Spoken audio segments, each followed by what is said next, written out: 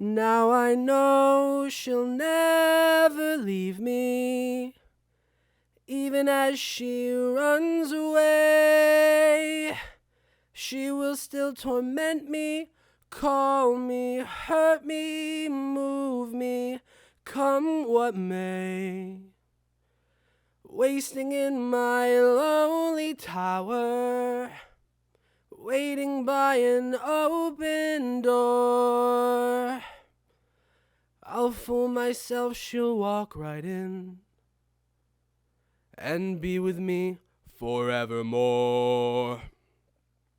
Hello everyone, my name is Wyatt. And I'm Rhett. And you are with the Brower Brower Brothers. It's good to be back. It's been a while. It has been a while. Admit it, you missed us. 1 week. You were waiting for it and it wasn't there. But we're back with a movie. And you know, this one is by popular demand, guys. We've been getting a lot of reviews. What are these movies? What's going on with you guys? Sorry you guys don't like the movies that we watch. So this time, we're coming at you hardcore, with one that you're bound to know. What's that movie, Rhett? We are doing Beauty and the Beast.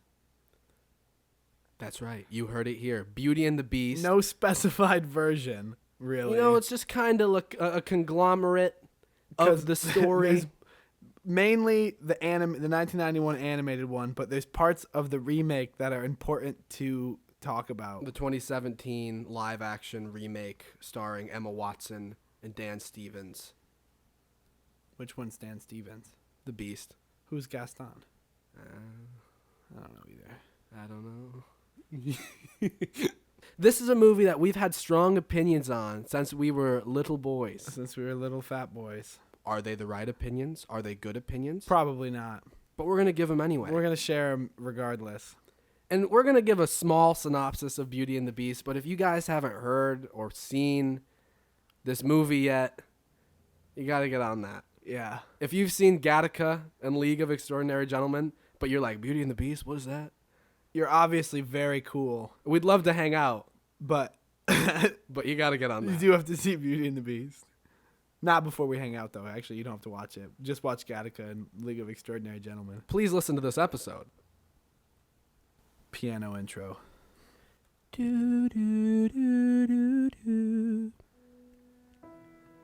Deep in the forest of eastern France, there stands a magnificent castle, equipped with libraries, flower gardens, and flying buttresses. However, despite all of its stunning beauty, the inhabitants of this castle are far from joyous. Once proud people, they have since become the victims of an especially vengeful witch. Cursing the castle dwellers, they have since transformed into pots and pans, others into clocks and candles. The ruler of the castle turned from a beautiful man into a hellish beast. The curse can only be broken by the beast learning to love and opening his heart. And unfortunately for his subjects, time is running out. If the curse is not reversed soon, they will all stay in their current forms forever. But despite this, the beast has become a recluse, shutting out the world around him and locking his doors to all of society, as well as any potential suitors. Does it also, okay, so how old is the Beast when he's cursed? See, this is a plot hole. This is an One instant problem. plot hole in minute one of the movie. Yeah. So so in the movie they show like the stained glass image, like totally. I'm gonna say they stole from Shrek, even though Shrek stole from them. They stole it from Shrek. Stained glass imagery of the Beast, who is allegedly a prince, who is like a total douche, shutting out the witch. Yeah. And he's a man. He's a man. He's a man. And the witch is like, oh, wow, looks can be deceiving. I'm actually hot, and I'm going to make you a beast. But she, was like, if you don't learn how to love by your 21st birthday, you're going to stay a beast forever. But it's been 10 years. Yeah, at the then start flash of the movie. forward 10 years. The Beast is the same age. And Time is running out. So that means by the logic either he was 11. Yep. He was 11. That's what they're saying. Yeah. When the thing happened. So he was 11 and they age while they're... Let's hold off on that. That's a whole can of worms that we're going to get into later. Just a short distance away from the castle, there's a small provincial town. It is far from glamorous and there are no bright lights or pizzazz. Just people living their lives. However, there is one resident that doesn't fit in with the crowd. Belle, the daughter of a wacky inventor. Belle yearns for a different, better life far away. But until the day when she can escape comes, Belle spends her time tearing through the pages of various books. The only one that truly seems to understand her is the librarian. Everyone else is confused by her antics. The least understanding of the townsfolk is a man by the name of Gaston. Big, dumb, and vain, Gaston is especially concerned with Belle. Due to her immense beauty, Gaston has planned to court and woo Belle, yet his advances are always unsuccessful. But despite this, he remains persistent, looking for any opportunity to take another shot at impressing her. Belle, however, is not impressed with raw strength. Growing up with an inventor father, she was more concerned with intellect and cannot stand Gaston and his arrogance. One day after completing a new project, Maurice, Belle's dad, sets off to the fair to display his creation.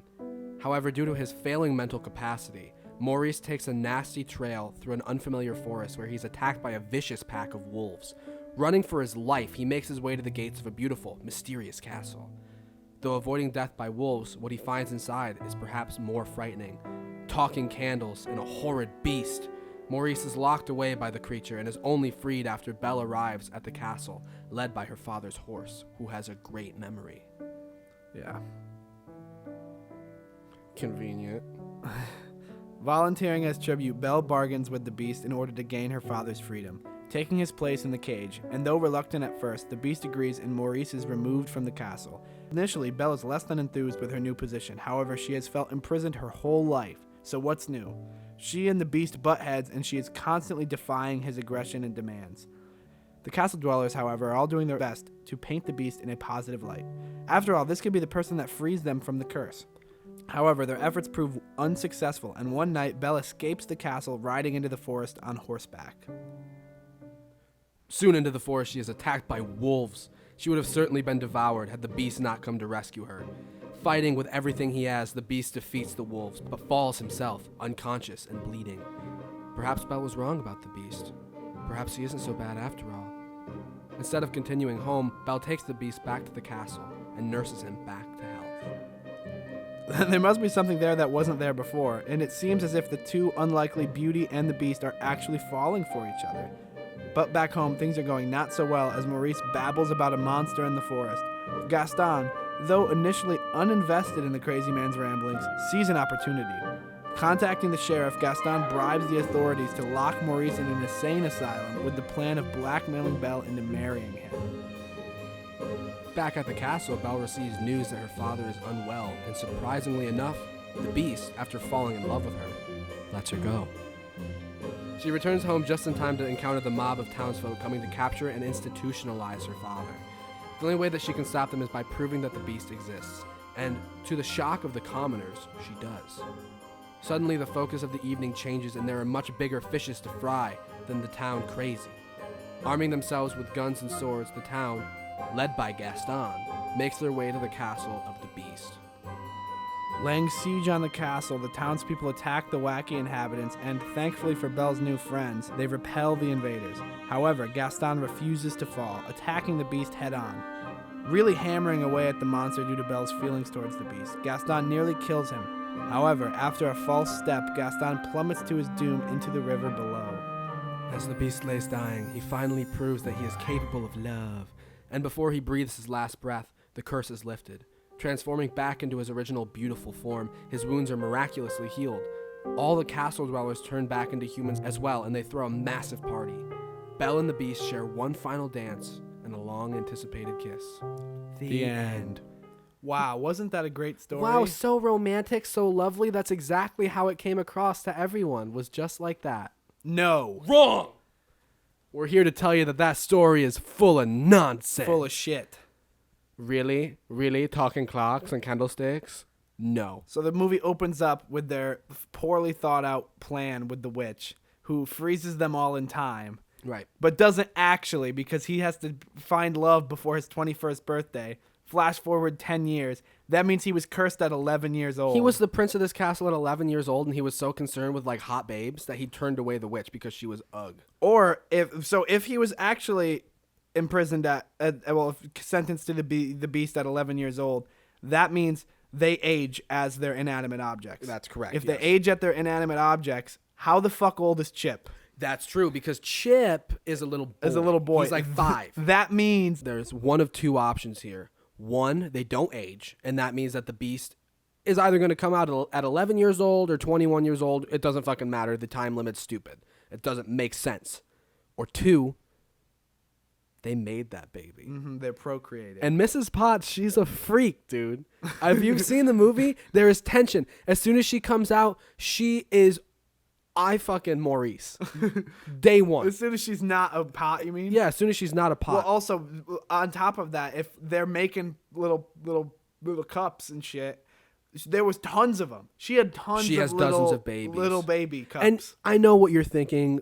Rat Wyatt, you're so gross. Don't make this movie weird. Lumiere has sex all throughout the movie. Throughout the movie with the little dust bunny girl, the duster.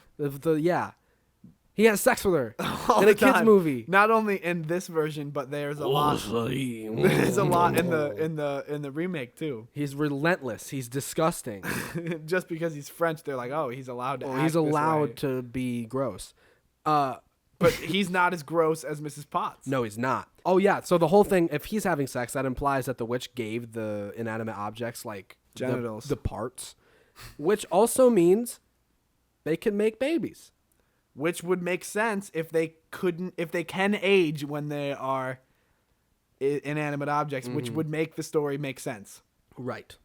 True. So, first minute, that's one problem. Yeah, it was in the first minute. It was like they didn't even think of it. Okay, so what they did think of was like, okay, we're Disney and we need to have creepy underage girls as the leads. That is one thing they did think of, because Belle's 17, right? Yeah, Bella's 17, Snow White's 14. I mean, people talk about that a lot, but it's weird every time I think of it. Belle's 17, so, like, I thought she was older. I mean, in fact, she's a dick. She's kind of a mean person. Yeah, she's got her opening song about how she's better than the town. I'm so much better than the rest of them, oh Belle. What is the opening line? There comes the baker with his shitty cookies. There goes the baker with his horrible dumplings. I never eat them, no I don't. No, I like this movie. I can agree on that. I love the movie. Good movie. And I'm not one of those people that goes out of their way to be like, man, live action remakes, garbage. In fact, the first time I watched this Beauty and the Beast, I liked it. When I watched it again, I'd never seen the live action remake. When I watched it again right after the cartoon, this was a disaster. This was not a good movie. There was some cringy moments. The main problem I had with the live action remake is the idea that LeFou was like a good guy. Ugh. It's on site with live action LeFou. It's so clearly the people who had written the live action remake had never watched Lonesome Dove or any fucking Western before, because if you ride with outlaws, you're an outlaw. You ride with outlaws, you die with outlaws. You don't get LeFou to play doesn't both get ways. to be a dick and be a bad guy the whole movie and then be like, I side with you guys just because you're winning now. Yeah, just because you beat the toughest guy. Yeah, that's his whole thing. Because at least in the cartoon, he's like, man, I like Gaston. Yeah, and he sticks to that. Yeah, he's trying a to total yes man. He does whatever. He's just like a legit bro. He gets driven out of the castle at the end. He does, like everyone else. He gets beat and he runs, and that's the last we see of LeFou. In the live action remake with Josh Gad. He's like a dick the whole time. He's got his mutton chops. He's taking casual, subtle jabs at Gaston. He's more aware. He's resentful of Gaston for some reason. He doesn't like him. He doesn't like anything. He knows what's going on, more so than the cartoon LeFou. And he does everything he can to better his own position, but in a more clandestine, shitty way. He's like friggin' Littlefinger from Game of Thrones. He is like Littlefinger. Littlefinger didn't deserve a happy ending. Yeah. And neither does LeFou. No, LeFou doesn't. He's a bad guy. He's a bad guy. He sings a song about the villain. But guys, is he the villain though? The Beast is not the hero. No. I know that they try to be like, oh, he's just misunderstood. No. because he's not nice on the inside. He was mean and sour on the inside. That was the whole point. That was the whole point. They tried to like spin it in the live action remake why he was like that. Oh, his dad was mean. His dad was so mean. And then like he lashed out because it was like a chain of screams. But he still... We kind of don't give a shit. Yeah. Are we supposed to feel sad for that guy in his castle with his servants and his food, the gray stuff? It's delicious. And not only that, he was sentencing everybody to die. He was still sticking to his guns and being an asshole for those 10 years that they were supposedly sentenced to be inanimate objects because they're like, the witch cursed him and is like, oh, all of you guys can stop being dishes if this guy stops being a dick. And he's like, you know what? Fuck that. Close the doors. You guys don't know how ugly I am. Yeah. He just became like super insecure. He was so mad at everything. He's a real incel is what he is. He is. And he never left the house. He didn't touch grass, as the gamers say. He did when he chased after and saved Belle from the wolves. Oh, he saved her? Or did he recapture he recaptured her? Yeah. But no, he's a bad guy. He's a monster. He was turned into a monster for being a monster. Yeah, everyone knows about the whole Stockholm Syndrome theory. We didn't look into a lot of theories on the internet. We want to have our own raw opinion. But he imprisoned a person, and then all of his little lackeys, his little goons... Brainwashed her. Dude, they show the brainwashing in the original one. In well, not the original one. The one like the cartoon. French, the cartoon one. The French one is weird. Weird as shit. Give that a watch, guy. We had to watch that in high school in our AV film class, cinema studies. Yes. Oh, it's weird. But there's a lady gets smacked in it. Probably. You remember that? I don't remember enough, but I remember it being really weird. But they show the brainwashing. They show because there's magic, so they can like cast spells on people. Mm-hmm. Proof. They show it in the cartoon version, and you didn't think we'd notice, but we noticed. We noticed. They show it because her eyes change color and like in they're like a real way. Yeah, like like big time. And they're like, oh, they're hazel eyes, so they can be green and blue. No, they were green in the beginning. No, in the beginning they were like a brownish, hazelish look. Yeah. And then like right when like in the sequence where it's like there's something there that wasn't there before, she has different eyes. Mm-hmm. She has like a green, like a real green eye. Yeah. Which what we thought meant was she was hexed. Yeah. Well, first we're like, oh, they fucked up, and then we're like, oh wait, no. There is no accidents. There are no accidents. There's no accidents with Beauty and the Beast besides maybe the first one where they didn't get the right. The curse was messed up. But that was a mistake. But no, because they changed. They consciously changed the eye color, and if you watch movies, whenever people are like under a spell, their eyes change color. Usually it's blue. Like if you look at the Avengers, when Loki took over people's minds, their eyes turned blue. Mm-hmm. A lot of magic, they just changed their colors of their eyes. Their eyes would turn red or black or something or yellow. Her eyes turned green. She was literally hexed by some sort of magic to fall in love with the monster. That's right. And even if there wasn't magic involved, there was some severe mental manipulation, really dark stuff going on with everybody being like, he's actually really a good guy if you give him a chance. The gaslighting that occurs in you just need to be a little nicer. And like there's the scene where she is like, I'm not gonna have dinner with this fucking freak. He's a scary dude. He's scary. Not only does he look scary, he behaves scarily. When he finds out heinously. that she's not coming to dinner, what? He charges through the castle on all fours like an animal and then slams on her door and screams, if you don't eat with me, then starve!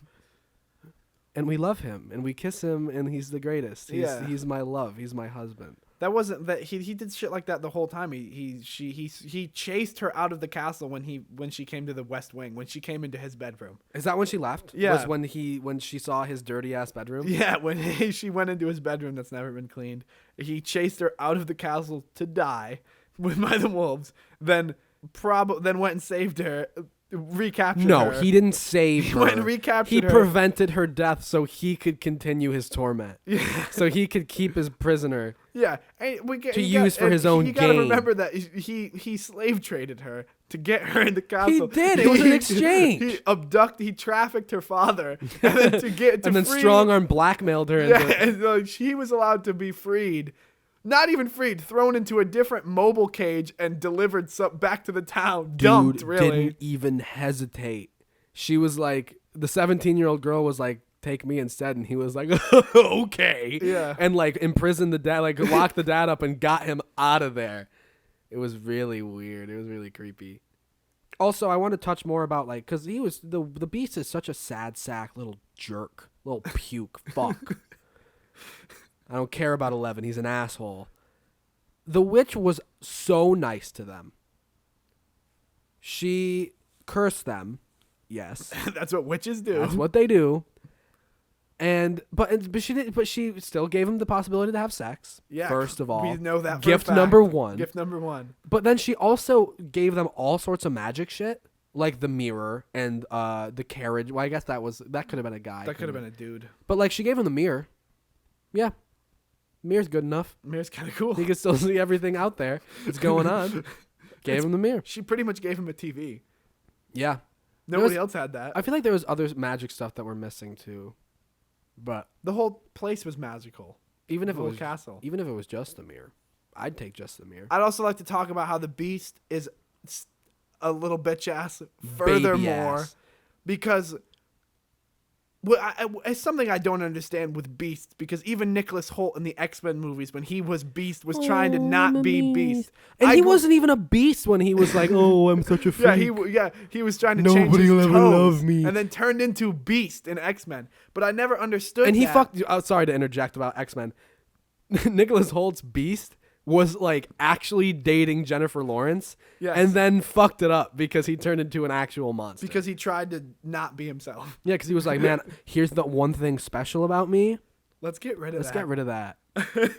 But no, what I'm getting at is when you're Crazy when foot you're jobs given from a that guy. when you're given a superpower, you be happy. I'd fucking kill to be the Beast. You see how many wolves he took on? Oh my god! And like in the cartoon, he's like 10 feet tall. He's 10 feet tall. They say the Maurice says he's 10 feet tall. And in the stupid ass fucking live action remake, his ability to jump from tower to tower in the final fight against was Gaston, lacking. but it's still cool. Like he still had powers. I thought, he wasn't as cool as in the animated version. No. In the animated version, he'd run on all fours and stuff. He was a monster. fucking superhero. Is what I'm getting at. He was bitching and he had the powers. He wasn't bitching like in the Kool-Aid. He was actually bitching, bro. He had He was superpowers. And he was like, "Oh, I'm just gonna hide in my room." Oh, I'm gonna wear my little cloak and he'd be all sad. Yeah, and abduct passerbys. Nobody's ever gonna love. Yeah. I don't want you in here, so I'm gonna keep you in here forever. Dumb. And also, they didn't like. So the whole curse was that he had to love somebody and they had to love him back. Right. It didn't specify romantic love. No, never he could have said just helped Maurice and been like a real bro with him, like they could have been like, "Yeah, bro, dude, I love you," and Maurice could have been like, "I back love you here." too, bro," and then he would have been saved if he was cordial or nice or polite at all. No, his subjects were scared of him. How was he the hero? Just because he saved her from wolves? Wolf? Wolf? No, he did beat a lot of wolves. That's what I'm getting at. like he a was pack fucking of cool. wolves. I wish I had the power to be a big giant monster able to fight a pack of wolves. I could fight not a wolf. I'm Beast- so not a hero. The Beast could easily make the draft and join the Avengers. Like they would hire him. Well, yeah, Beast was like the best X-Men. Oh yeah. Are they the same? They're Marvel. No. The Beast and Beast. Is he modeled off of Beauty and the Beast? Maybe. Probably not. He looks They more kind of actually the blue he looks more like Sully. Yes, but he kind of the new Beast kind of looks like Blue Beast, like before Nicholas, but like original X-Men trilogy when the Beast is the blue ape man. Yeah. That Beast looks like the Beast from Beauty and the Beast, who And looks Beast? like a Muppet in the new movie. Beast from X-Men was able to capitalize on everything. Beast from Beauty and the Beast is like, oh man, I'm so sad. I know, that's what I have I'm all getting this at. money. I have all this magic. I'm literally French royalty. With the last remaining golden years of French royalty, he should have been living up because he probably, honestly, in like 10 years, probably gets his head cut off because of the Jacobins and the revolution. That being said, shouldn't have been crying. Beast from not Lord of the Rings, from X-Men, he's like He's a politician. I think he's like the president at one point. Yeah, he's like a senator. He's like not crying. He's not like, oh man. Well, he was a crybaby bitch ass in First Class. Nicholas Holt. Oh yeah, but then once when he had the monkey feet, didn't want to have the monkey feet. Oh man. But then I have this wonderful gift. And then he accidentally turned into Blue Beast. And he was like, also faster with his monkey feet. Remember this is where we've gone off topic. X-Men First Class 2. The Beast Within. X-Men Second Class. No. You know who was, in my opinion? I mean, okay. I'm going to break down something for you right now. Who am I describing? Covered in hair. Covered in hair. Has a group of yes men that agree with everything he says. Violent. Well respected in certain circles. Horrible with women. Imprisons fathers in order to strong arm women into loving him. Who am I describing? Both of them. Both of them. Both Gaston and the Beast.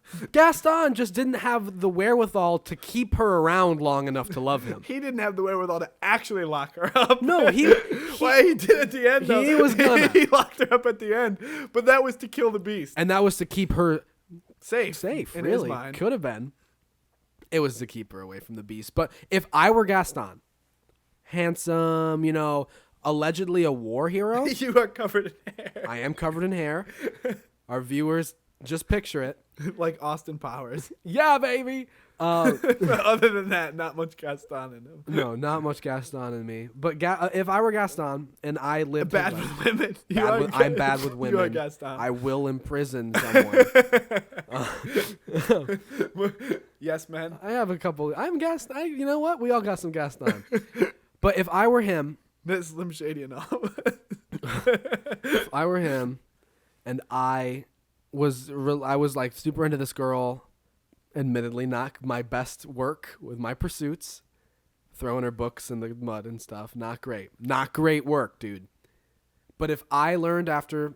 Oh, yeah, sorry. Little tangent here. That movie only took place in like a week. Yeah. I always thought that it was like months, maybe even a year. But if you watch it, the Maurice storyline grounds it in like a week. Because he's like, oh, there's a monster, and... Gaston bribes the police to lock him up. Also, the castle is like a couple hours away. Nobody found the castle before. Yeah, in guys, 10 years. It's taller than the trees. How did you not see it? There's a road sign pointing towards it. Yeah, there is. That's true. They're so close to the village that the Beast can send his little carriage minions to the village. Yeah. Because he's like, take him to the village. Belle just got on the horse, and the horse was like, I remember exactly where to go. And it took her right there. A horse. A horse. An animal. Yeah. Anyway. Maurice couldn't even do that. Even the horse was pissed. That's why the horse left. He's like, this guy fucking sucks. I hate Maurice. That's what the town is like, too. Yeah. Dude, get out of here. Also, what's with the fair, the royal grand mysterious fair where people are just showing off inventions? It's the fair. I've been to a lot of fairs and I've never once seen inventions. But like the fairs back then were like even the world's fairs, they were big deals. The fucking in Captain America, Iron Man's dad was showing his inventions at the World's Fair in the first Avengers movie. Guys, we gotta pick up our inventions. We watch a lot of superhero stuff. We need evidently. This is the third time. We're wildly uncool. We need more tinkerers and more fairs. I would like next time. All I see is you're going full 180. Fairs awesome. Fairs are cool. I like fairs. All I see there is like deep fried butter and chainsaw art, and people in too short shorts. I don't say that too often. And a lot of PDA. A lot of PDA at the fair. Guys, relax at the fair. If I were Gaston, and I did all the things that Gaston did, I was into this girl, she denied me, whatever. He learns that this girl is in love with an actual fucking monster. He sees the Beast, and he even is like, bro, this girl, you're into this monster. You're into him. And that's when he's like, I'm going to kill the Beast. That's not an unfair response, because he in that moment realizes that it's not about how charming he is. It's not like appearance wise. It's not about anything about his muscles. It's about him. He's totally crushed. I'd be crushed. That would suck. Wyatt's got a lot of Gaston in him. As soon as he sees a girl he likes with somebody else, I'm gonna kill that I'm gonna guy. fucking kill him. Kill him. What do you like about him? He's ugly. I'm gonna kill him. This is so stupid. I'm gonna kill him or myself. I'm gonna kill him. He's dead. I'm gonna imprison you, and I'm gonna kill him. No, but think about that. That would suck. That would suck if she fell in love with a monster before him, and he was literally no different. They were the same. They were the same character, except Gaston wasn't a baby. He wasn't crying. Yeah, the Beast sat around and read books in his fucking castle crying, and Gaston was a goddamn war hero. Savvy, too. He was like, this girl doesn't like me. She will. She will. Oh, yeah, another thing. So, Gaston is bad, right? Because Bad boy. he doesn't read books, and he doesn't appreciate the things that Belle does, and he wants Belle to, like, you know, kind of conform to the crowd, do the things that people do in this town, and have his kids, and be his little wife, and that's bad. Be his little wife. Be a little wife, and that's bad. But we get to the castle. The Beast is worse to her than Gaston was. Really mean, shouting, threatening. He's very close to physical violence. Yeah, at any moment it could get really scary. It could be full on Dateline at any moment with the Beast. But we're supposed to think, oh, he gets her. He gets her in a way that just Gaston and other guys don't. No, he doesn't. Because the whole sequence of there must be something there that wasn't there before. It's like this cutesy little, oh, look at how he eats the soup like a little maniac. She changes for him. She does. She does things to make him like her more, which is the opposite of what she was willing to do with Gaston, who was the same person. And who was also willing to change things for her. Yes. In both versions, they went above and beyond to make him a bad guy in the remake. Oh my though. God, it was ridiculous what they made Gaston do in that I love one. how I hated it. I hated how they put the witch in the remake. How the witch Yeah. was like a character that roamed Agatha? around. Hagatha or Agatha. This hag. Hag.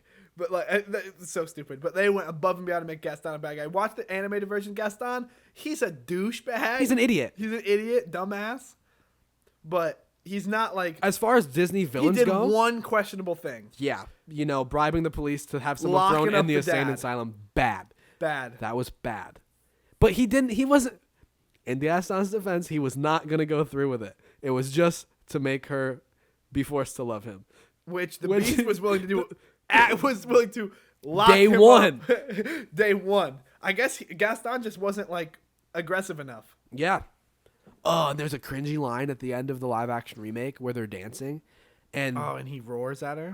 she's like, oh, I hope you're willing to grow a beard. And he's like, he does like that disgusting roar. Like the cringe. Yeah, the like- cringe TikTok roars. Oh, guys, it's gross. I just watched that scene. Belle sings like 2 reprises in a full song about how she wants more than this provincial life, and she moves to the next town over. No, it's the same town. It's Yeah, the I guess it is the castle same and time. same town. Yeah, that's the She just ruling- wants material more. Yeah, that is all she wanted. She didn't want to live in that little hutch. She wanted money. Oh, yeah. I was thinking about it because we rewatched the movie like 2 or 3 times. Of course. Because it's not only is it just a great movie just to watch, but we had to research. The scene Gaston, where they're singing the song about Gaston. We're supposed to not like those guys. We're not supposed to like Gaston. It's supposed to show that he's even worse than we thought. But tell me, gentlemen, that you have never experienced that exact thing. You're bummed, man. You just asked this girl to marry you, and she said no, and everyone was there to see it. And you're bumming hard, and you're throwing ale in the fireplace and just crying. So what do the boys do? They tell you how awesome you They are. tell you how cool you are and how much how this girl's crazy for not wanting to go out with you, and they get you drunk and you party. Even if you're not cool, that's kind of what the whole thing is about. Like, Gaston isn't that cool, but they think he's cool, and you're gonna know it from me because we're friends, and this girl doesn't mean anything because I love you, bro. And LeFou's like, I love you romantically, allegedly. Yeah. So please tell me what was wrong with the "No One Fights Like Gaston" song. He's a little aggressive physically. But when you're But drunk and hanging out with the boys, sometimes you wrestle. Some guys are just like that. Yeah. Yeah. No one bites like when we're wrestling. No one bites like Gaston. That's my favorite line. We're not the only ones that have negative reviews. Not even negative. I loved the movie. We just need to think about these things more. Because it's not a flawless movie like Tangled. It's not. It's not. It is not. It is no Tangled. That's my favorite one. Favorite Disney? Yeah. Great soundtrack, great characters, the horse, the lizard, the twins. Just a great Disney film. The twins always cool. Bethany K, 2 years ago. I loved the songs and the story was told very well, tying into history as well. However, I feel that Gustav was portrayed very well as you have a hard time seeing Who the fuck is Gustav? what his eventual goals were. At first, he seemed to want to marry Belle and then suddenly threw her away to kill the beast. Then suddenly wanting to marry her again. The whole, quote, magic idea was flexible, I found. I thought that the only magic was the curse in general, but I guess when you wear a wardrobe, you can magically throw ribbons in the air to make dresses and then cause gold to dissolve and arrange designs on Belle's dress. Also, notice that Mrs. Potts as an unlimited amount of water in that can change temperature did a great job on the visual effects for Lumiere and Cogsworth. Some CGI I found was terrible, but the beast didn't look half bad. 2 stars. Gustav? For some reason, the reviews are merged for both this 2017 one and the 1991 one, and people can't. They just erroneously talk about both movies. Nice. Nyla. I like this way better than the real one. Actually. And anyone who questions Emma is a complete weirdo. She is Hermione Granger. I loved how magical it was and how they casted the teacup and candle. The beast also looked convincing. Now, Emma was the perfect Belle. When I heard it would be the Emma Watson starring as Belle, I'm like, quote, yes. Because Emma is a bookworm, is pretty, smart, and beautiful. They spelled it beautiful. Someone's not a bookworm. Her singing voice was beautiful. I liked the way she sang. Please don't be mad at Emma. Jenny, 5 stars. Emma Watson, are you safe? Has this person found you? I'm going to have to agree with Jenny. I thought Nyla. Nyla. The reviews by Nyla, but they signed it Jenny. She hacked Nyla's page. I'm going to have to agree with this person. I think that Emma Watson was the perfect cast for the live-action remake of Beauty and the Beast because I could also believe that Emma Watson could be mean like Belle. Yeah, I believe it. Emma Watson could be a dick. Yeah, I believe the whole thing. It was very believable. I didn't like the casting of the Beast. Or Gaston. LeFou. Josh Oh, Gad. Josh Gad. It's on, dude. Fenny Lavin. It's far inferior to the original despite trying so hard to replicate the 1991 version scene by scene. It does the 1991 no justice at all. I wish they didn't do this remake. The main cast is just not the right ones. Belle is totally different from the original. She Wrong. went from graceful, polite, and ahead of her time to this tomboy, forcibly feminist who is an inventor but quite useless. What the fuck are you talking about? Her singing voice is just, I think it would be better if Emma Watson didn't sing. Her singing voice is just, I think. That's what they said. Since she just completely ruined Belle's voice and solo. The other songs are all the same as the original, but the quality is definitely worse. The new songs are okay, but they are pointless. Like the added plot and explanation, they are not needed. I kind of agree. The CGs are great, but the original has this magical feeling to them that the remake simply failed to create. I went with a light heart. No, so much hope and I'm saying no. She didn't go with a light heart. No. I went with a light heart. So much hope and expectation to the theater, and came back annoyed, dissatisfied, and disappointed. Not recommended. 1 star. Calm down. Relax. Oh my God, that was a little much. Emma Watson, I think, shouldn't sing. Emma Watson, I think, should never sing again, never go on screen again, and maybe kill herself. Yeah, relax. Relax. Dude. Fenny. I mean, despite what I just said about believing that Emma Watson could be mean, I thought she did a great job. I thought she sang really well. I prefer her singing over the original Belle. I personally think. Whoa. Oh man, they're gonna get me. But I thought that she was really good. I didn't like a lot of the added songs and plots. Evermore's sick. I was just gonna say Evermore is the greatest Beauty and the Beast song. I don't care. It's so good. It adds so much depth to the Beast. The added plots and stuff, ridiculous. Because it doesn't make sense, because Belle in the original is like, she always lived there. But in the new one, she comes from Paris, ? Her mom died there, ? Why does this have to happen? ? Ah. And also, there's just like a little stuff added, like the random guy in town who was married to Mrs. Potts. Yeah, Mr. Potts just didn't give a shit. His wife was his kid, or not his kid, or not his kid. It could be probably Lumiere's. Probably Lumiere's kid, because he's banging everyone. I bet his Cogsworth dirty baby. He's giving everybody his hard wick. Wicking him down. Giving him the cog. No, I'm talking about Lumiere. Giving him the wick. Okay. Yeah, You're get an it. I was talking about Cogsworth. Yeah. Stroking his hard cog. He's just spending time with him. Using the little hand.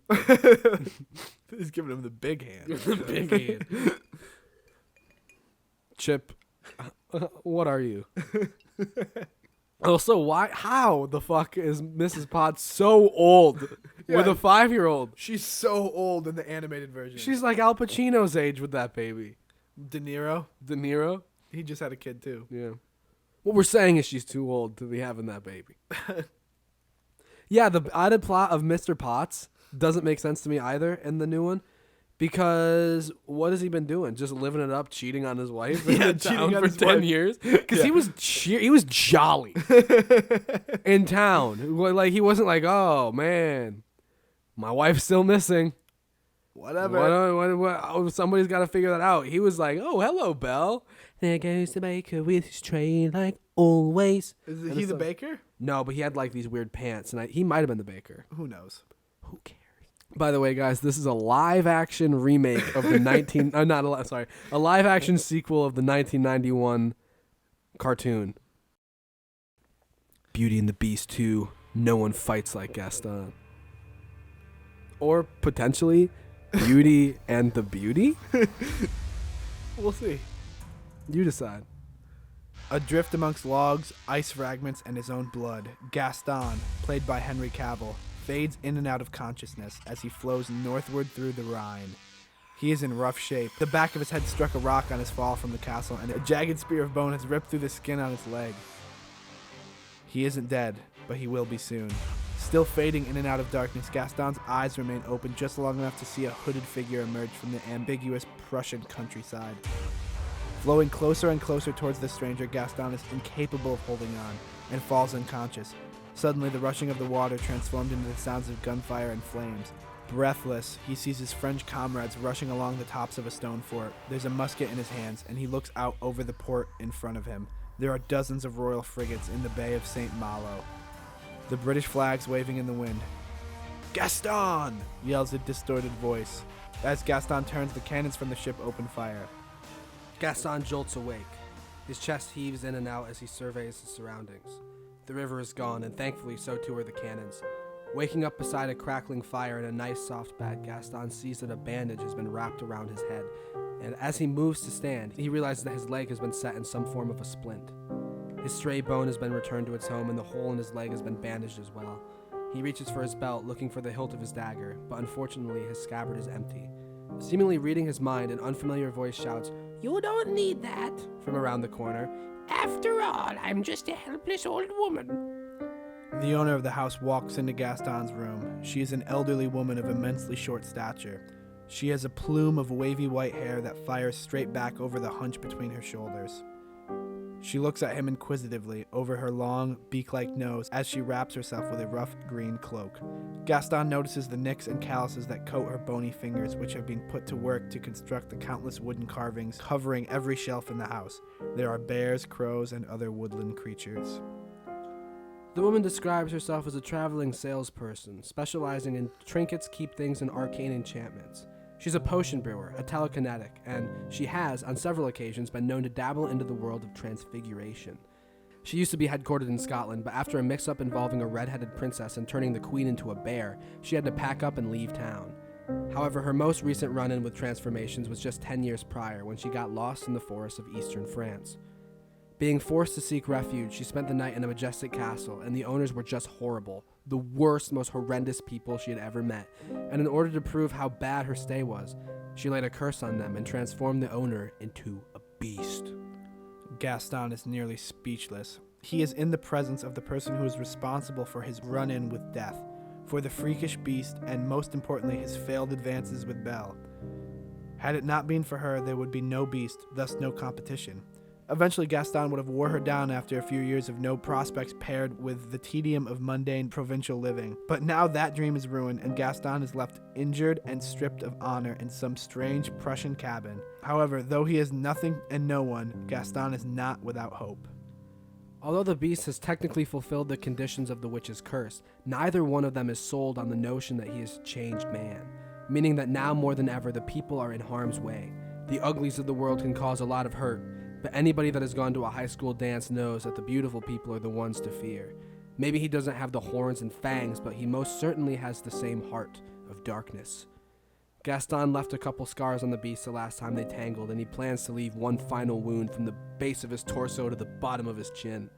He will then rip the creature's heart out and present it to Belle, and she will fall in love with him forever. It's a good plan. It's a credible plan. At least Gaston thinks so. But his new friend, someone who has dealt with turmoil and mischief, finds holes in the plan. After all, the beast is rich and fortified. After Gaston's invasion, they will surely improve their defenses. On top of this, his handsome human form and his massive wealth will allow the beast to charm and persuade others into following his commands. Gaston cannot simply return tomorrow and fight the beast with his bare hands. He won't make it past the main gate. They need a strategy, a plan, and perhaps a little bit of magic. And after interacting with Gaston for a short amount of time, she decides that he also has a few lessons to learn before his story is over. The witch proposes an alteration, a simple incantation that will make Gaston the perfect specimen for the job. With his weakened state, maybe a little juice could come in handy, Gaston agrees. So outstretching his hands, Gaston closes his eyes and prepares for his muscles to grow. However, his many layers of beef do not grow, but instead begin to wither away. Something isn't right, Gaston soon realizes as he is hit with a rush of vertigo. "What's happening?" he shouts, feeling uneasy. Rushing out of the house, about to vomit, he charges back to the nearby river and heaves. Taking a few deep breaths, Gaston opens his eyes and sees his own reflection for the first time. His thick, hairy arms have shrunk and smoothened. His chin has fired back into his face, and his large frame is no more. An hourglass is formed at his waist, and his red coat is now a beautiful gown. Gaston is a girl. Gaston lets out a scream so loud it echoes through all of the forest, scaring animals and bouncing off the closest mountain. Looking at his hands, he sees his nails are painted for comedic effect. Filled with rage and clenching his feminine hands, Gaston turns and marches back in the direction of the cabin. Already shouting profanities and threats at the witch, he rounds the corner, stopping midway through his sentence, because standing in the open lot in which the cabin rested, there is nothing. No evidence of a home or a witch or Gaston. Written on the ground in a note, in golden ink, it reads, With brawn and strength there is great pain. With only wounds you will sustain. To hunt, to fight, your time is done. But with it comes a better one. See the world with a different eye, and once again become a guy. But Gaston doesn't know how to read, so this means absolutely nothing to him. He lets out a mighty scream that echoes throughout the endless Prussian forest. Meanwhile, back in France, the castle is looking more lively and joyous than ever. Lumiere, Cogsworth, and the gang tend to breakfast as more sexual tension occurs between Mrs. Potts and Maurice. They all ask in a sing-songy way where Belle is, beginning the first song of the film, which follows a similar tune to the song Belle from the original film. However, instead of talking about how weird Belle is, the new people in the film talk about how wonderful she is, with Belle herself displaying her gratitude for her new life. The only one who does not take part in the song is the Beast, played by Hayden Christensen. Dashing, his hair tied back, the Beast is preoccupied with other things. Marching into breakfast, he is more concerned with what the cooks have made for his meal. When he learns that it's scrambled eggs, he gives a passive-aggressive sigh and complains that scrambled eggs is what was for breakfast yesterday as well. It is tense. The group eats their eggs in silence until the Beast breaks the ice. He seems happy again, and the room gets to talking in a more cheerful tone. However, something seems slightly off about the Beast, and the mood sours once more when he takes notice of Belle's new dress, something she sang about making herself in the previous song. She is very proud of the dress and is happy at first that he took notice. However, he says that not only does he dislike the gown, but he also says that it's too revealing and it makes her look slutty. Why does she want that kind of attention anyways? He wonders out loud as he eats the rest of his eggs. Belle takes note of this encounter, but doesn't know what to make of it or how to handle it moving forward. When she returns to her room, she throws her dress in the fireplace. The roar of a tavern sings out into the night as the commoners drink their ales and share in merriment. It's a very working-class, rural bar with an overwhelming presence of men. There might not be a woman in this bar, maybe not even in this town. That is until the door swings open. A beautiful woman in a red dress walks in with a scowl. Is she flexing right now? It's Gaston, and she's far from happy. The bargoers instantly eye her down. Some of them haven't seen a girl in a while. Some of them never have. They're not subtle, and Gaston feels intimidated by their collective gaze. She shoots the closest guy a look before making her way to the bar. The bartender, a toothless fellow with a bulbous nose and equally bulbous belly, smiles a rotten grin at Gaston and says that all her drinks will be on the house tonight. Gaston doesn't care. All he wants to know is where to hitch a carriage ride out of town. Before the bartender can answer, another strange man approaches Gaston from behind. The man, already drunk, offers to buy Gaston a drink. Gaston refuses and says that the bartender is already paying for her drinks. Gaston attempts to end the conversation with the man, but he is persistent, getting closer and closer to Gaston until finally he leans in for a kiss, planting a big fat one right on Gaston's rosy lips.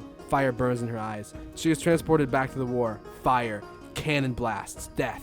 She sees the Beast roaring into the night. Gaston clenches her fists. In an instant, the man is flying through the window of the bar, Gaston rubbing her knuckles as she steps through the door beside the open window.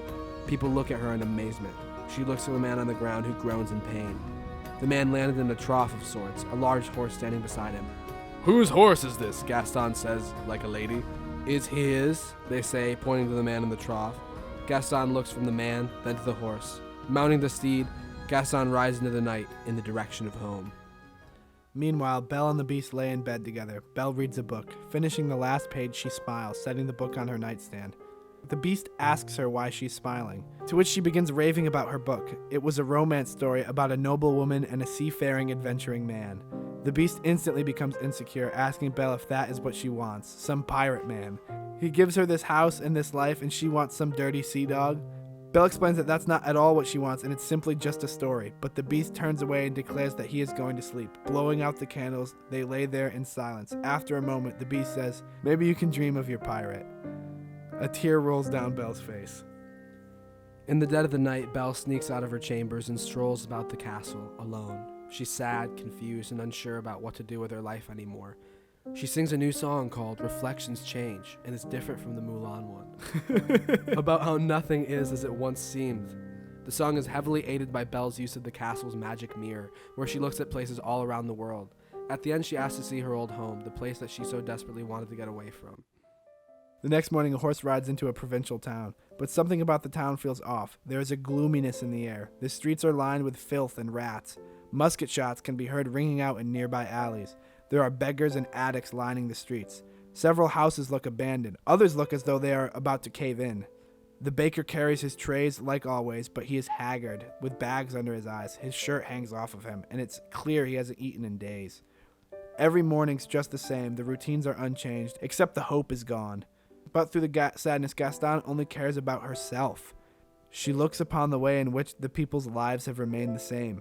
How her absence has changed nothing about their day-to-day life. Do they even think about her? Did they ever really care about her at all? As Gaston walks through the town, she sees banners containing the sigil of a rose. Making her way to the town square, Gaston is looking to speak to the local librarian. If anyone in town knows anything about Belle and her current situation, it'll be him. However, when she arrives at the library, she sees that it is closed. Boarded up and desolate, the library is no more. Standing on the corner wearing provocative attire, Gaston sees the librarian in cheap makeup and fishnets. He is nearly unrecognizable. Gaston asks what happened to the library and to the librarian's life. The librarian lights a cigarette and reveals that since Belle moved away to the new castle with the fancy library, she doesn't come around anymore. His lipstick stains the cigarette as he explains that she was the only one paying for a library card, so the business went under when she left. He tried to sell the books, but people didn't want to read them for free, so why would they buy them? And to make matters worse, after Belle left, the Thorns came to town. Gaston watches as a pair of these so-called Thorns approach the local baker. They wear velvet capes and light armor, carrying swords and flintlock pistols on their belts. The Thorns rough up the baker, shaking him down for money before throwing his tray of bread on the ground. On their chest plates is a sigil of a rose, which Gaston soon realizes is the mark of the beast. After coming out of seclusion, the beast implemented a heavy tax on the town, taking a lion's share of everyone's already meager earnings. Soon hunger came knocking at the door, and the librarian was forced to do things he never wanted to do, things he never thought he could do. He steps out the cigarette. He drops the lipstick-stained cigarette and stomps it with his heel. The librarian tosses the lipstick-stained cigarette butt on the ground and stomps it out with his 6-inch heels. Gaston apologizes for the unfortunate turn of events, but the librarian rejects his apology. He never met this woman in his life. He doesn't want her pity. Gaston says her farewells and makes her way towards the edge of town. However, before she leaves, the librarian propositions Gaston, asking if she wants to take advantage of the services. He does all sorts of stuff. He'll even roleplay characters from your favorite book. But Gaston politely declines. Although Gaston knows where she must go in order to face off against the beast, she makes one stop on her way to the castle. Looking into the old tavern, her stomping grounds, she sees the crowds have not been affected. Not only do they not seem saddened by her absence, but it looks as though she has been replaced. A handsome, strong young man sits in her antler throne. LeFou gives him a shoulder massage and hands him his pint of ale. Gaston has been forgotten. Suddenly, Gaston hears whistling coming from behind her. The Thorns have spotted her and catcall her from afar. Gaston is initially flattered. They're complimenting her after all, and after seeing her own replacement, it feels kinda good. But then it gets weird, and then it gets gross. Gaston has a half a mind to wail on these dudes, but she then remembers that she has an entirely different skill set she could put to the test. She approaches the men, is initially flirtatious, and when the men least expect it, she sneakily steals one of the Thorns' daggers. Hiding it in her dress, she makes her way down the road and towards the castle. On her way outside of town, she passes a familiar sight, Belle's house, the place she planned to be married. It's a shell of the home it once was, with the roof caved in, the foundations rotted, and the windows smashed. Even Gaston is sad to see such a thing. She only hopes Belle does not know. Gaston, who now decides she will go by Marguerite, arrives at the castle doors, only to be met by more Thorns. "Halt!" the Thorns shout, aiming muskets at her. No one is allowed in the castle. Gaston, or Marguerite. Marguerite begins to plead her case when she hears a familiar voice. Shouting down from a watchtower is the beast, now a beautiful man. This is not the first time Gaston has encountered this man, but it is the first time she is seeing him in human form. The beast lets Marguerite in because she is beautiful, something Gaston also was, but Marguerite is not viewed as a threat. The witch's plan had worked. Stepping inside, everyone is happy to meet the newcomer, Marguerite, who is Gaston. who claims that she got lost in the forest and would appreciate a place to stay for the evening. Saying her name is Marguerite, Gaston is quickly accepted into the community. Belle is especially happy to meet Marguerite, as she has absolutely no friends in the castle that aren't her father or people that have been cut from society for 10 years due to a curse and decades due to wealth and status. Gaston is still smitten by Belle, but in his new form, he can't woo her in the same way that he once could. He's going to have to get creative. But the same way that Marguerite looks at Belle, the Beast looks at her. He is instantly infatuated with the new woman. With nobody having a clue that this is Gaston in female form, they have taken the bait, and now all Gaston needs to do is find a way to kill the Beast, get the girl, and if he's lucky, become the new owner of this castle in the meantime. However, he finds all sorts of difficulties being convincing in his new skin. Belle and Marguerite, who by the way is played by Emma Mackey, begin to spend all of their time together. Belle likes the new woman, but Marguerite is undeniably strange. She doesn't know a lot about Belle's interests and doesn't seem to know a lot about girly stuff at all. At dinner, all she ate was lean meat and beer, and she frequently talks about how inconvenient it is to sit and pee. But despite Belle's initial reservations, she decides to show sympathy for the strange woman. After all, it wasn't so long ago that Belle faced her own ridicule, with the entire town singing a song about how weird she is. And on top of this, Belle has finally gotten some time away from the clutches of the Beast. Before Marguerite's arrival, the Beast forbade her from spending time with any man, Lumiere, Cogsworth, even her own father. Intimidated that they might steal her affections from him, he cut her from the herd and has been keeping her to himself. However, with a new friend who, for all she knows, isn't interested in her romantically, Belle is finally able to socialize again. Marguerite, who remember is Gaston, enjoys their daily conversations, and after a few days begins to understand Belle better than ever before. Her interests, her humor, she is far more than just a pretty face. He reflects on his past pursuits of Belle and curses his stupidity. If Gaston thought he was into Belle before, he is now head over literal heels for her, as is someone else. The Beast spends his days looking at Marguerite in his magic mirror. He is entirely infatuated by her beauty, and even though he already has Belle, he finds himself wanting more. But every time he attempts to speak to Marguerite, she gives him the cold shoulder. No matter what he says or how he attempts to charm her, this woman dodges his advancements. Although these seem like blunt but harmless dismissals of his desires, one time in the corridor, Marguerite says something that rocks the Beast to his core. But how could she know what she knows? Perhaps it was a coincidence, or an overanalysis on the Beast's end, yet it seems so cold and coordinated. Marguerite somehow made a reference to the battle shared between the Beast and Gaston, something that only Gaston would know. But how? Unless the Beast decides that there's something awry with their new guest. Gaston sits in his new room doing his makeup. He actually has found himself having fun as a woman. Who would have thought? And he's not doing it for anything or anybody. He's just doing it for himself. He hopes nobody walks in. Gaston begins singing a song about being a girl when suddenly a knock is heard at the door. It's Belle. She enters and says that the West Wing is entirely empty and that her husband has been gone all night. She couldn't sleep and needed someone to talk to. Gaston is freaking pumped. The two move out to the balcony and look at the stars.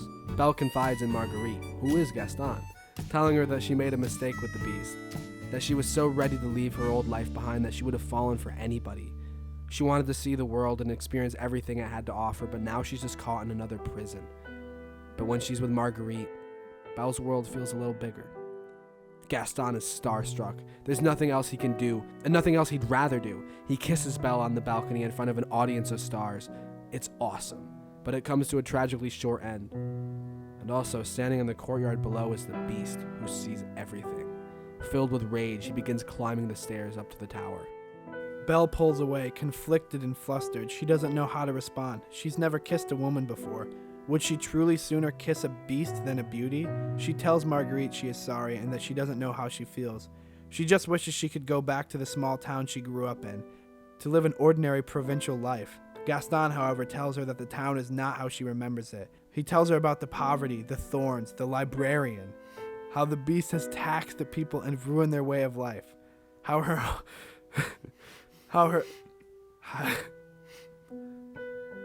home has been demolished. There is no provincial life to return to. Belle is saddened by the news and shocked at the horrors of her husband. However, her sadness soon morphs into inquisitiveness. How would Marguerite know about her house? They only met the other day. Gaston's busted, and he's tired of lying to the woman he loves. He decides that it's time to come clean. However, before he can tell her the truth, the doors of his chamber swing open to reveal the Beast. With a heavy stench of alcohol, he stumbles inside. Declaring that Belle betrayed him, he throws his bottle of Tito's on the ground, before turning his attention to Marguerite. Lunging at her, he grabs her face and attempts to kiss her. Belle uses a nearby candlestick to strike her husband, defending Marguerite. Winding up a backhand, the Beast attempts to strike his wife. However, Marguerite dives in the way of the hit, taking it straight in the face. She falls to the ground, but when she returns to her feet, Marguerite is no more. There, covered in smeared makeup and a ton of hair, wearing a now ill-fitting gown, is none other than the man himself, Gaston. Winding up a huge fist, he strikes the Beast. The fight is on. The two battle through the entire castle, trading blow after blow. The Beast is enraged to be in the presence of Gaston. Belle is in utter shock. This is the person she's developed feelings for? The carnage makes its way to the tallest window before the Beast throws Gaston onto the roof. Landing in a pile of shattered glass, the two men stand in the last place they saw one another. The Beast picks up a piece of broken glass and stabs Gaston in the side with it, causing him to fall onto his back. It's not looking good. Belle comes to the roof in order to help Gaston, but the Beast grabs her by the arm and screams at her. She betrayed him. He knew she would. Threatening to throw her from the roof, the Beast suddenly lets go of his wife, attempting to catch his breath. We see that a knife has been plunged into his back, in the same exact place that Gaston stuck him before. Having kept the knife safely hidden in his dress, its pommel is in the shape of a rose, marking the Beast with his own symbol. The Beast reaches for the dagger and attempts to pull it out, but he is not fast enough. Belle, looking at the monster she married, lets out one final scream, pushing him from the roof.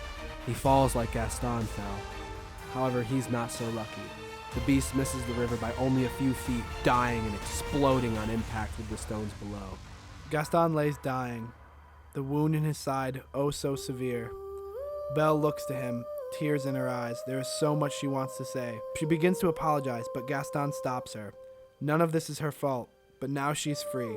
She can live a life of wonder and adventure, or she can return to the same old provincial town. The choice, for the first time in her life, is hers. Belle kisses Gaston.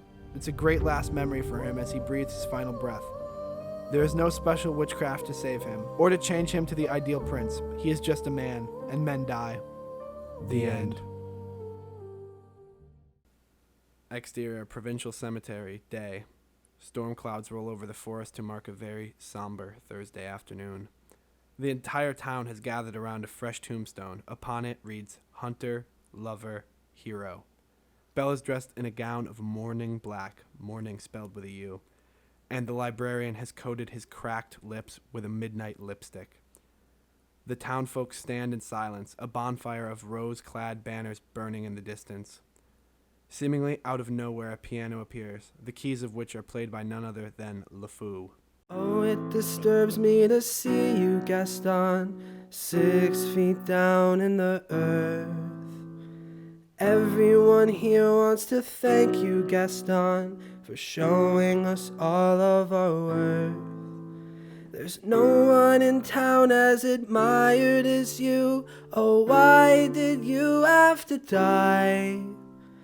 Everyone's ardent and inspired by you, but this is our final goodbye. No one fights like Gaston, uses knives like Gaston. No one stood up and fought for our rights like Gaston. And I pray you remember the name Gaston. A curtain is pulled away to reveal a large brass statue of a huntsman with a bow. The rippling muscles and charming smile can only belong to Gaston. The town has changed its name to Gastonville, and that is what it's called to this day. The end. Scene.